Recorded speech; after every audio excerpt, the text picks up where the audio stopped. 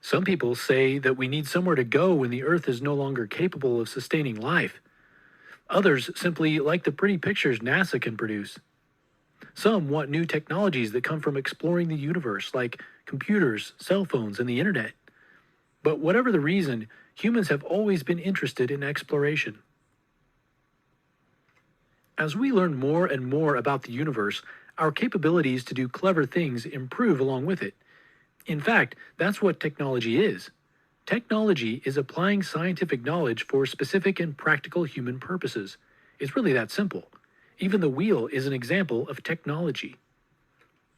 The computers we have today wouldn't be possible without the early computers used in the Apollo missions. And flat screen televisions wouldn't be possible without quantum mechanics. And if those things all seem frivolous or unimportant, take a look at all the technology inside hospitals that save people's lives daily. There are plenty of reasons for us to explore space, and the variety of reasons range from advancing technology to safeguarding the human race to pure curiosity. We can then use that technology to keep exploring. We have all kinds of equipment that we employ to find out as much as we can about what's out there. In this lesson, we're going to go through some examples of that technology.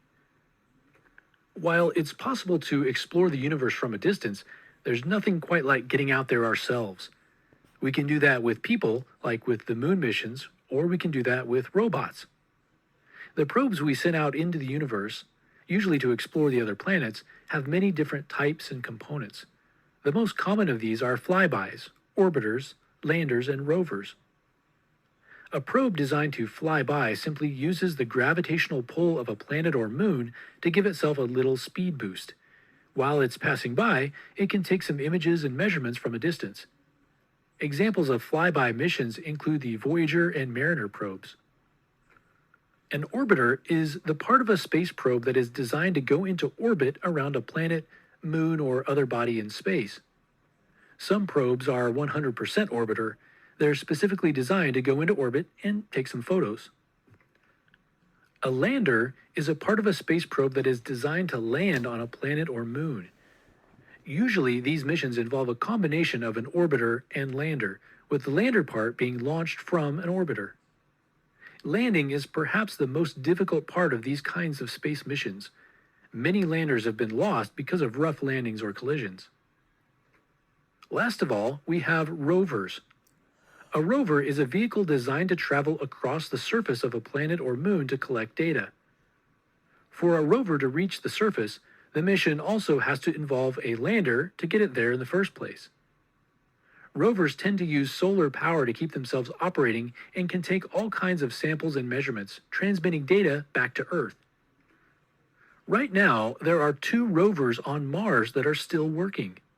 Curiosity, which has been there since 2012, and Opportunity, which is still operating since landing there in 2004. Opportunity is particularly impressive in that it was only designed to operate for part of a year. 2 other rovers on Mars, Spirit and Sojourner, are no longer working. All of these parts of space exploration missions can contain lots of equipment to collect data. They can have cameras to take photos, spectrometers to figure out chemical composition, thermometers to measure temperature, and radiometers to measure how much radiation is present. We've sent people to the moon, rovers to Mars and certain asteroids, and orbiters and flybys to all of the other planets. We know so much more about our solar system thanks to our exploration technology. If we can't get there, we can at least take a look.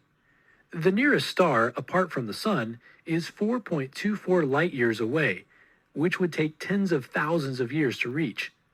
Our galaxy is at least 100,000 light years across. These distances are literally astronomical, and we might never make it to any of these places unless our technology improves immensely. For now, though, we can look. And we look using telescopes. We have telescopes with lenses or mirrors that magnify the stars and galaxies to make larger images. We even have telescopes that use light that humans can't normally see: infrared, radio waves, ultraviolet, X-rays, and others. We've even started putting telescopes in space to avoid the effects of Earth's atmosphere. An example of this would be the Hubble Space Telescope. Together, these technologies have allowed us to see billions of galaxies in the sky and learn all kinds of things about how our universe works. Humans have always had an urge to explore. We do it for many reasons: curiosity, improving technology, expanding our knowledge, and safeguarding our future. We explore in many ways: in person, using space probes, and using telescopes. Space probes have many types and parts. Flyby missions pass nearby planets and moons and take data from a distance. Orbiters are part of missions designed to stay in orbit. Landers are part of missions intended to land on a planet or moon. And rovers are vehicles designed to travel across a planet or moon's surface. Missions often involve several of these parts. A mission might fly by one planet, orbit another, eject a lander onto the planet, and that lander might contain a rover. We also use telescopes to look at parts of the universe we can't reach ourselves. Together, these pieces of technology help us learn a lot about the universe while advancing human interests.